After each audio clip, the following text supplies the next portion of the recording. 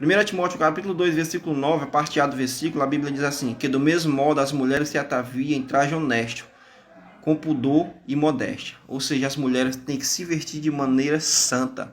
Muitos, infelizmente, hoje estão se vestindo de qualquer jeito, indo aos templos, os templos do Senhor, vestido como pessoas mundanas, de qualquer jeito, não estão mais preocupados com essa parte, com esse requisito que a Bíblia nos ensina.